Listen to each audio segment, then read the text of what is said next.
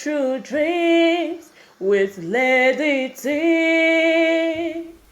E good make woman dey swear with her ample for her husband. E good make woman use ample take swear for her husband. I know say traditional men dey here, I know say traditional people dey here. E good, we Africa, we know where we from come. E good make woman use her ample dey swear for her husband. Hi everybody, welcome to this YouTube channel. True Dreams with Lady T. Is your sister, your friend, is your girl. If this is your first time you just dey post for YouTube, but you dey watch, you never subscribe, please hit the subscribe button, click the notification bell so you can watch more of our videos, or you will just know anytime we post video for here. Thank you so much for coming around again, and God bless you. So today we wan talk about one of our sister. Now she bring this matter come here. Before we go even talk about this matter, I just wan tell you about one of our sister. She be Lady J. She get YouTube channel. She dey do cup. If you just go subscribe to her YouTube channel and her hook up too, she go arrange you. She dey get time. I know say me I dey do, but no be like that because I dey very busy. But she dey do hook up too. You fit still go meet her, she go help you arrange, because I know her for a very long time and she don fit dey do this hook up before she come even say okay make she bring her come YouTube. So na wetin she dey do before, even before she enter YouTube, she don dey join people together. They don even marry sef. So na way, na work, na we I know her.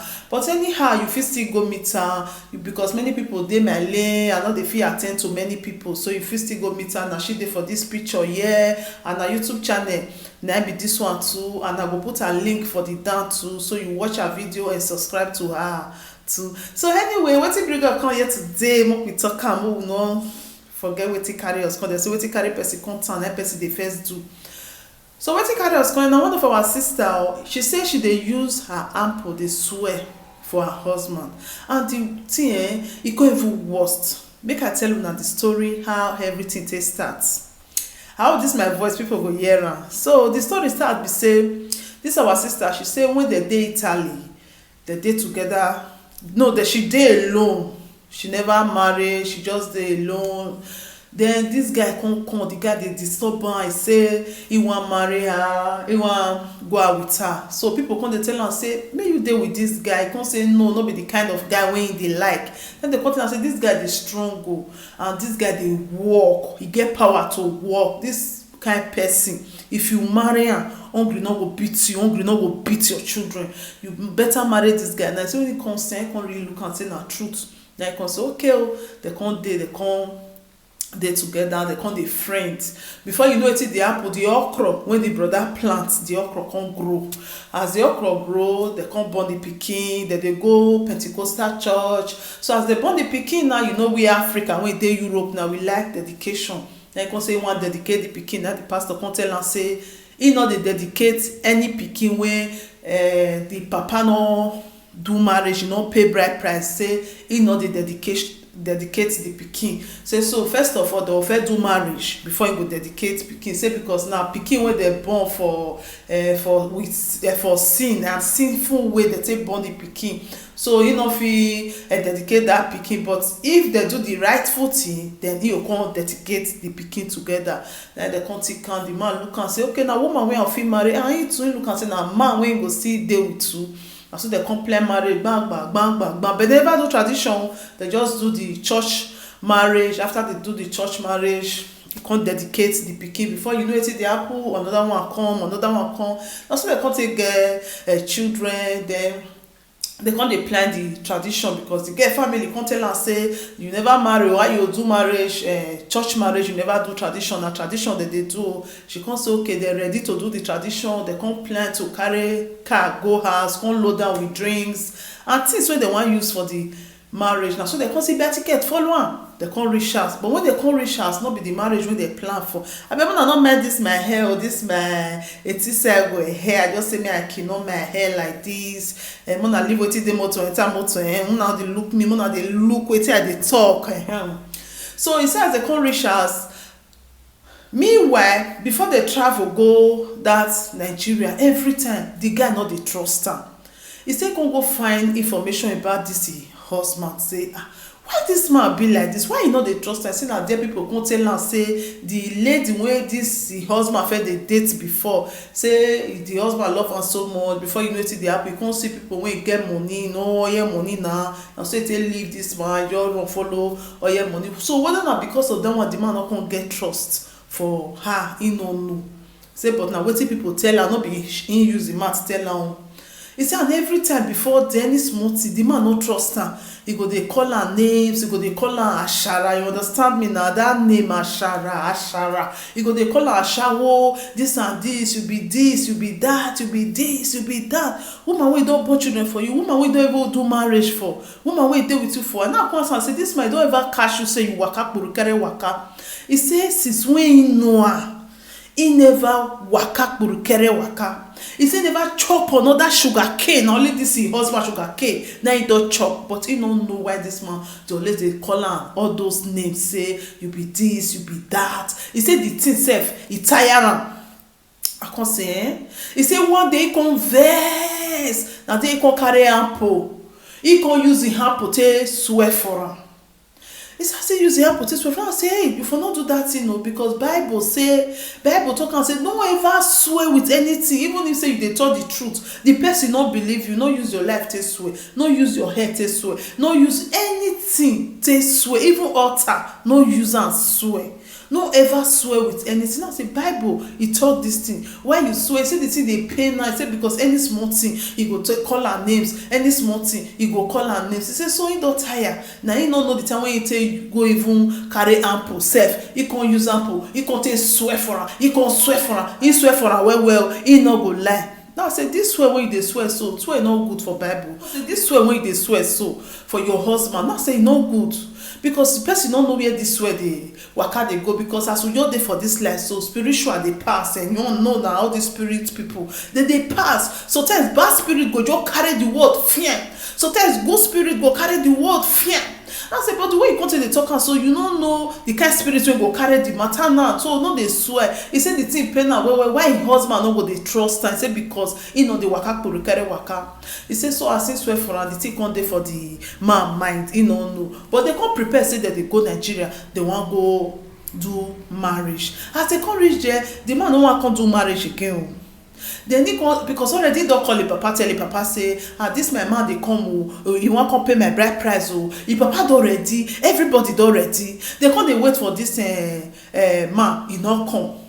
Now come tell us okay, where you stay when you go? He say no gree stay for the man family house, he stay for their own family house, because a man wey never put money for him head, he no fit go their family house. Now say no, man wey never put money for your house, for your head, you no fit go their family house, but you don born for am, but na two dey sit down for Europe, dey the same house together.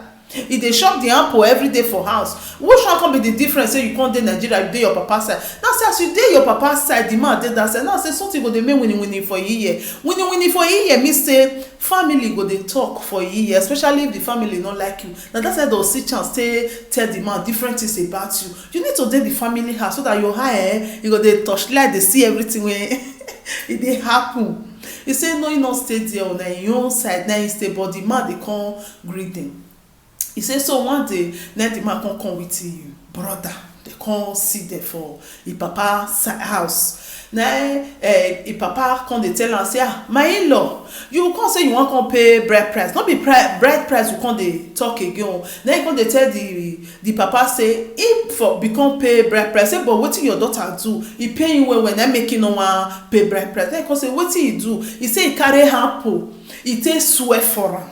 He carry ample take swear for am. Na cause and then papa come shout. He come say no, that kind thing no good. E no good to carry ample take dey swear for your husband or for any man. E no good. He come tell his daughter say why you do? His daughter come tell am say see wetin make him do. He no even know say he dey mind again, but see wetin make him do am. He no trust am. Any small thing he go dey call her names, he go dey call am all those kind names. Na all those one and dey vex am, na make him swear for am. Na come tell the pikin say that kind thing no good. That kind swear, they need to return the swear. They need to return am. Then he come tell this our brother say abeg this swear we need to return am. We'll do some sacrifice to take return this swear. If you dey come come so day you get chance. He say yes. If you dey come, no come alone, come with your family so that we go return this course wey my pikin swear. So the man come say okay. The man come comot. He say that day come reach, they come dey wait for am. The man really come. When he come, he not come with any of his family. He come alone. Now the man come tell am say, why you come alone? You for come with your family. He come to say, his brother wey wan follow am come, he not come get chance. Then he come say he no wan disappoint. Then he come alone. He say, so according to this our sister, I no dey there or hen. Na wetin she tell me. He say the father come carry fowl. That okporu. That man fowl, he come carry am, they come sacrifice the fowl, then the blood they come pour am put for something, then they come say make she take the fowl take round her head the way that they do am, make she take round her head, make she return the curse, and make the man still do the same thing to make he still use am round the head. And the blood make they use am touch their mouth for ear, and make they use am touch their head for ear. My people, abeg una share this video. So she can't do her own. She use the fowl around her head 3 times. He can't take the blood, touch her, can't take and touch her, can't talk with it. They say make it talk. They can't say make the man do. The man got the fear. Because you know say na so the matter go come be o. It says na just normal thing wey you use mouth say talk say I returned my curse to devil as we dey talk. You know say this one na onyaga. He say so. Then the guy cut off say he no dey carry fowl take dey round the head. He no go do. He said the come say okay, no problem. Since you say you no go use fowl take round your head, you take the blood, touch your mouth, touch your head. Then the guy come dey do one kind. Say later I come do am. He say but when he do am, he look his forehead, he no see the stain of blood, anything like blood stain. He say he no see anything like that.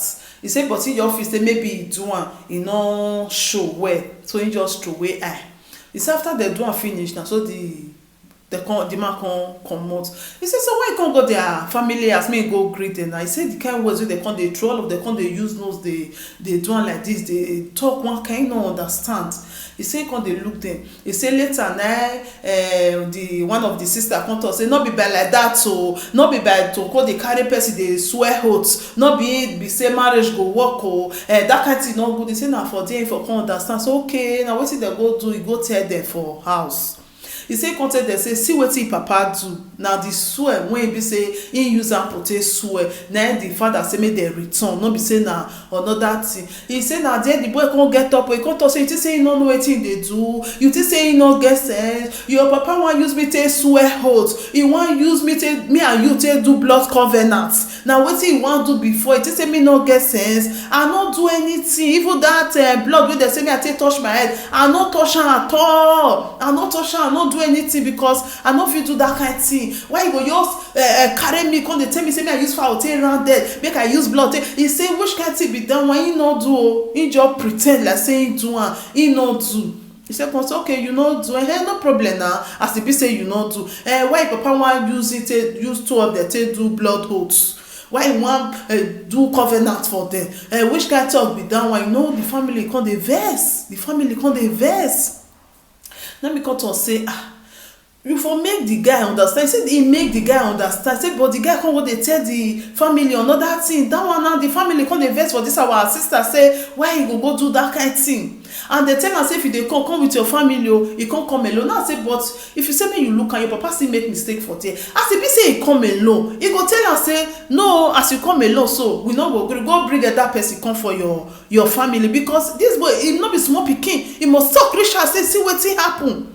You understand? And the family now, that idol come dey look you say una family una be otonokpo people for una family, your family like all those kind of things. Most family now, he say they come dey talk say for this modern life, for this computer life, na person see they do all these things. Which kind of family you be? He say they no come do marriage again. Na so they come back to Europe.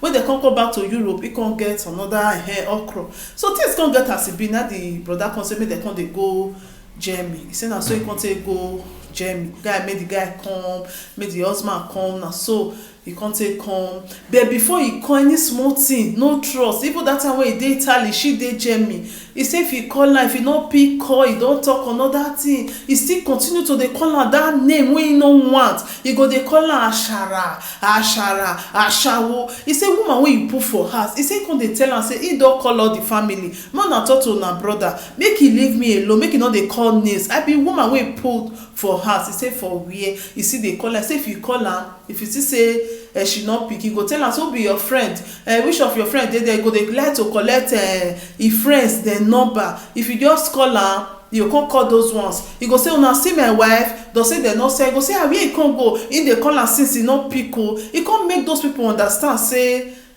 he no trust am, say she dey waka kpurukere waka. He say and all those friends now sef, the way that they do to am, he no even like am. He say if he even dey with them, if her phone just ring small, before you know wetin dey happen, they don pick her call. When she dey there, they wan know whether na man na him call am, because dem too no come trust am. Say before your own husband go dey call you names like this, before your own husband no trust you, you know say you don dey do one kind thing wey be say you no suppose to do. He say so he go dey quarrel with them, say make dem no dey pick him call, he no be small pikin again. Say finally the man come meet them for Germany, they come dey together. He say as they still dey together, he say the same thing, he no rest. He still dey call am that names, he still dey call am different kind of names. He say he come tire. He say the way he come vex am wey make am carry this matter. He say wetin make him come carry this matter come here today now, wetin make am bring this matter come here today now, na him be this one.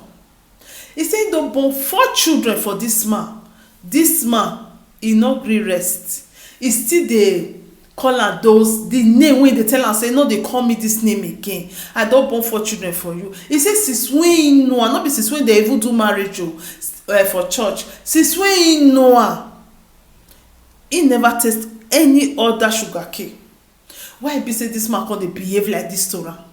He say so the man come dey talk say na okay, you don dey man I call you, na man call you. The next thing just carry phone, he just before you know wetin dey happen, they come dey drag phone. He come leave the phone for am. He come see say no be man call am. He come see say no be man call am. He say na there he come vex. He come say he no like to dey swear again. This one wey you do so is getting too much. He say because if he just dey waka dey go for area, na so people go dey do nose for am. Say see am, the husband say he dey waka kpurukere o. The husband say he dey waka kpurukere o. He say na so they dey do nose for am. He go dey shame, but he no dey do am. He no know wetin he wan do. He say as the man come dey tell am, he say the thing come vex am well. He say then he come pull up, take off all him clothes. He come naked, nothing oyegbe no dey, nothing obuluku, nothing dey. Na so he just go back home naked completely. Dey cry, dey swear. He say everybody wey dey waka, they come dey look am. Now say they no video you put you for social media, because they fit your video you say come see one Nigerian girl, he naked dey cry or he don dey kolo. You sure say they no naked you they no put you for social media? He say he no sure. He say he cry, as he cry finish, na he swear for am, na he enter house again. Now say to swear no good o, to swear e no good. He say na wetin he do be that. He say but now her conscience dey judge am, because say he swear, because na pain na he take swear. He swear with all the pains, with all her heart, with tears, na he take swear. If he ever don cheat on this man since when he know am, no be even since when he marry am, if he ever don cheat on am, he come swear for am. He come enter house. He say na for there they come go tell people wey he get wey dey take care of them, wey give the house, na they come knock. Na cause they no talk say you dey kolo, so make they no come collect pikin for your hand. He say no, they come give them wound. He say they hear say they dey quarrel, they dey shout and all that, make they not try am again. He come say yeah. Now say you have to be careful, because now they fit come talk say na so you dey kolo, before you know wetin dey happen, say they wan collect pikin for your hand. Now say so you need to be careful, you understand? Now she come tell me say even sef they wan fair collect pikin for him hand, say na God come do am, they no come collect pikin for her hands, but na pains na make him do am, and he know say wetin he do e no good, but the thing really pain am. But right now he no know how he wan take stop this man, because that name he dey pepper am for ear. He no wan hear am. That name Ashara, he no wan hear am. Make he no call her that names again. He no be small pikin again, don mature with 4 children. See dey call her that name. Wetin he no do when he young, na when he don hold like this, na he wan come dey do such thing. He said the thing dey pain am. The man, this small quarrel wey dey just quarrel na word wey dey first come out for him mouth. And you see this matter, so no be say na only this our sister o. I know say many people this kind thing dey happen to them. I don even see many wey be say anything there with their boyfriend, there with their husband, any small quarrel ashara. I beg you, my brothers, make una stop to dey call women ashara. Even though say woman wey never even marry, no try am. How much more person wey don marry? E no good. Na woman na born everybody. Na woman na as far as say you na woman born you, you get sister, whether you no even get sister, but na woman na born you. You need to respect ladies. Oyibo when say ladies first, e mean say respect ladies. Respect them, no dey call them that name, because that name no good. No be everybody go fit take that name. E no good, because if you dey call some ladies that name, you dey push them. You see the way you push this woman now. That day this woman don swear that, so everybody just think say maybe e don finish like that. That swear dey go far place, because Bible when e talk say make person no swear with anything, they know wetin make dem talk am.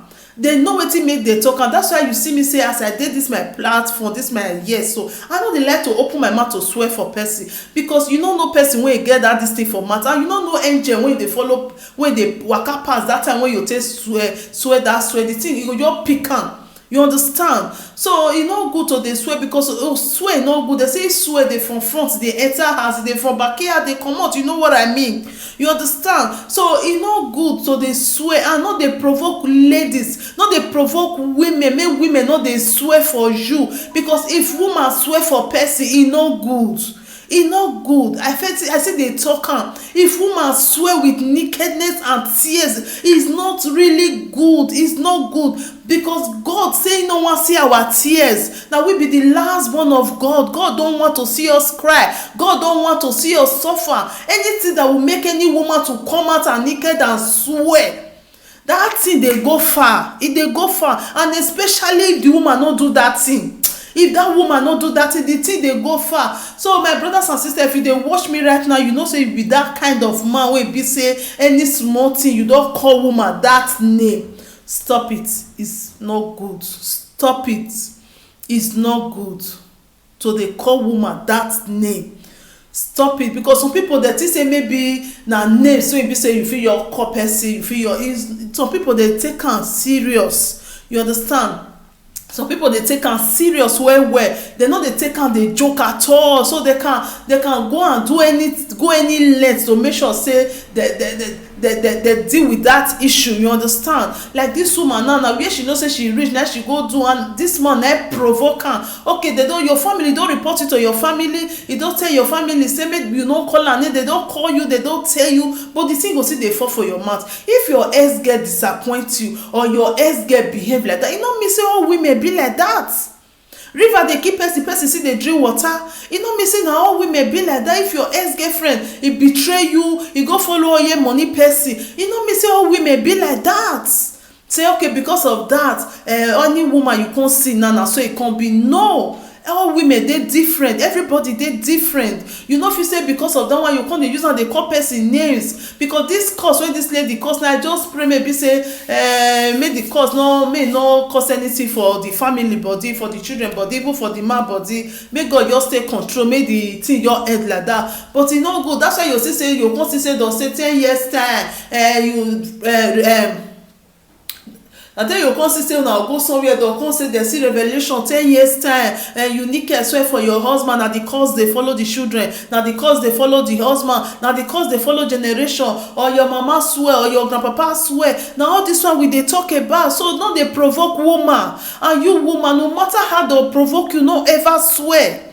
No matter how they provoke you, there are many ways you can deal with this man. If you be say, as if be say that in mouth, it's saying go see they use and they repeat that word when you say you don't want. There are many ways you can deal with him, not by swearing. because this swearing now you born for this man. If e dey affect this man, anything affect this man today, e dey affect the children too. And I pray that nothing will affect your children in Jesus name. But no just try am, no matter how the man go provoke you, no try am to even say you wan swear. It's not good, because you no know where the swear dey go. E dey go far. Prevent this man in many things. You can avoid him. I tell you, if you want something to stop, there is an action you take, that thing will stop. You just think about the action that you will take that will make it to stop it, not by swearing, because you don first swear with ample, e no hear, e still continue. And this one now e come even worse. The two sef no one good. Na im make am be say dem come go dey do all those sacrifice wey dem come go dey do now, wey be say the marriage wey una go do for Nigeria e no work again because of that thing wey your pa do. And now you come still go naked. It's not really good. No naked. So men, una no dey provoke women. Una no dey provoke women, because women we get power. God give us extra power. You understand? Especially power for our mouth. Especially man wey be say e don chop woman handful. Anything wey make that woman say pain to that man, the thing dey affect the man. E dey affect the man. But if the man do the lady bad thing, e dey affect am well if he do a bad thing. So that's why men have to be careful with women. And women, abeg, una no dey swear again. Abeg, this matter, I just say me, and I thank you, my sister, for bringing this your matter come, because you see say me I bring am make I see use am encourage other women, say make dem no dey swear.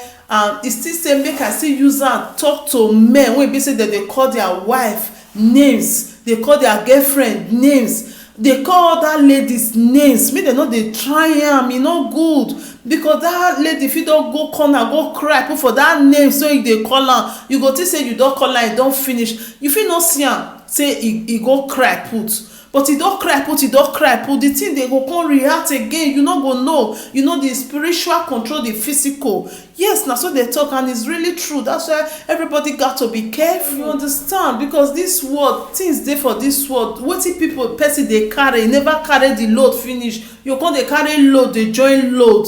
Instead of you to dey do one prayer point, you come dey do two prayer points. You come dey cast a band.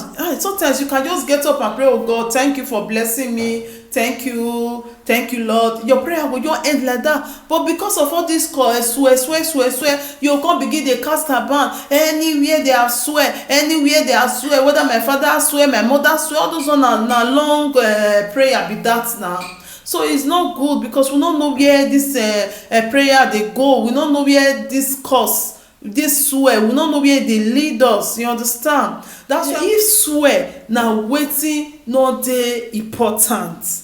If swear now waiting God not really like, because before God not like swear. It's for Bible. He talk and say make they not swear. When this man, what it be this man? He carry donkey. I wouldn't have swore. I no fit remember again. Me I no lie. So he carry donkey. He come say they wan go swear for Israelite people. As they carry the donkey, they go. Angel of God block the donkey. The donkey no move. He stands. Then he come dey use that cane till they whip am. May he move.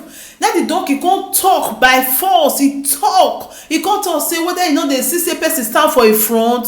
He come say who stand for your front when you no fit move? He beat am again. Then the angel of God come open his eye, come see the angel of God. Then angel of God come answer and say, where you dey go? You wan go swear for Israelite people? Why you wan go swear for Israelite people? Now the angel of God give am warning. You understand? He swear not dey important.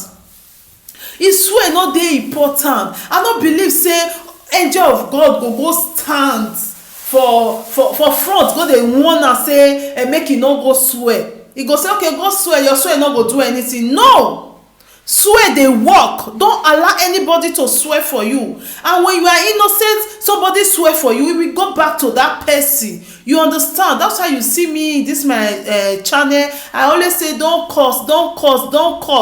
I know why I'm saying it, and I don't curse people. I try my best not to curse people. He said that we bless the person, because curse is not good. You don't know what's in your mouth. Somebody can just offend you once and you curse that person, and tomorrow the person might be your friend tomorrow, and that person na your friend tomorrow the curse where they go. That's why all your relative can go and marry that person tomorrow, or your pikin fit go marry that person tomorrow. You understand where that curse dey go? That's why Bible say make dem no curse that donkey now. E no move because God don already put am for them, na so dem take turn back. You understand? To curse is not good. Please try not to curse. No matter how the person offend you, if you even tell the person say bless you, e worse pass curse. That bless you, you can never be part of it. You can never be part of it. But that swear, you might be part of it. You might be part of it because you don't know where they go tomorrow. You understand? Like I talked today before, if you from front enter house, you go from backyard come out. So you better just say I bless you. That I bless you, now that person ain't carry loads. You understand me? So no ever cause, no let your husband provoke you, no let anybody say anything that will make you get angry to come say you want go swear. No, because they go far place. It really they go far place. So I would just like to tell you guys about this one, and if you know any solution wey be say you go fit deal with this man, wey be say this man now any small thing ashara, because some men na their words for their mouth na be their good morning, good afternoon, good night. They no know another thing. One day with woman don dey quarrel, the first thing na the thing wey dey come out for their mouth is not really good. Please share this video so that all those men wey dey talk am make dem no talk am again, because if that woman go backyard go share only one drop of tears for you for that name wey you call am, e go affect you. And don push women to do it. Don't ever push women. So stop it. It's not really good. Thank you guys for watching, and abeg una just leave una comment down there. And for the voice recording, I tuale for my WhatsApp group. I tuale for you guys. You are just too much. So just leave your comment there and just give our sister words of advice, and please pray for our sister, because anybody wey bring a matter come say share am for YouTube so that other people go learn. I really dey thank them, dey bless them well, because as they dey use am dey encourage other people, na so God go dey bless them, dey grant them their heart desire in Jesus name. Amen. Thank you so much for watching. I remain your sister, your friend, your pikin. Anyone you call me, I did there for you. Thank you.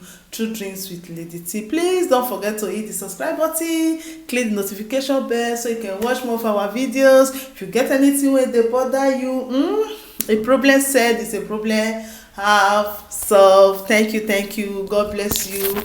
Bye. There is anything that is bothering you, my friend. Please say it so others will learn.